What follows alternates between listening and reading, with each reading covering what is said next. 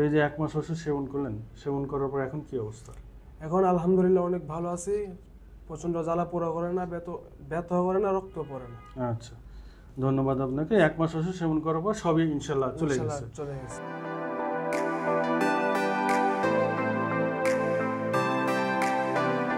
আসসালামু আলাইকুম।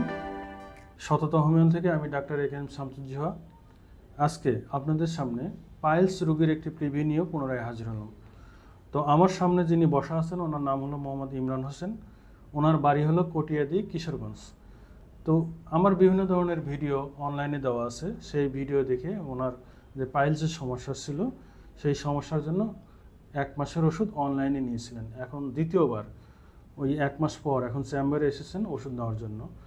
তো আসুন ওনার মুখ থেকেই আমরা শুনে নিই যে উনি ১ মাস পূর্বে কী কী সমস্যা নিয়ে ভুগতেছিলেন এবং এই ১ মাস ওষুধ সেবন করার পর ওনার এখন কি অবস্থা। আচ্ছা ইমরান ভাই, ১ মাস পূর্বে আমাদের এখান থেকে আপনি কি কি সমস্যার ওষুধ নিয়েছিলেন? সমস্যার ওষুধ নিয়েছিলাম, পাইলসের সমস্যার ওষুধ নিয়েছিলাম। প্রচন্ড জ্বালা পোড়া করতো, রক্ত পড়তো, অনেক ব্যথা করতো।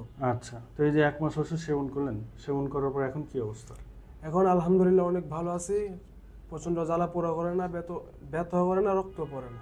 আচ্ছা, ধন্যবাদ আপনাকে। ১ মাস ওষুধ সেবন করার পর সবই ইনশাল্লাহ চলে ইনশাল্লাহ গেছে। চলে গেছে। তো এই যে আপনার মতো এরকম কিন্তু বাংলাদেশে অনেক রোগী আছে। জি স্যার। তাদের ভালোর স্বার্থে যদি আপনার ভিডিওটা অনলাইনে প্রচার করি তাতে আপনার কোনো সমস্যা হচ্ছে কিনা? না স্যার, না স্যার, কোনো সমস্যা নাই, আপনি প্রচার করুন। আচ্ছা, তো দর্শক শ্রোতা দেখলেন উনি ১ মাস ওষুধ সেবন করার পরেই ওনার মলদ্বারে যে পাইলসের সমস্যা ছিল, রক্ত পড়া, ব্যথা করা, জ্বালা যন্ত্রণা করা, এগুলো সবই ভালো হয়ে গেছে। তো উনি দ্বিতীয়বার, আমি বলছিলাম যে মাস তিনেক চিকিৎসা নিলে মানে স্থায়ীভাবে রোগটা ভালো হয়ে যাবে।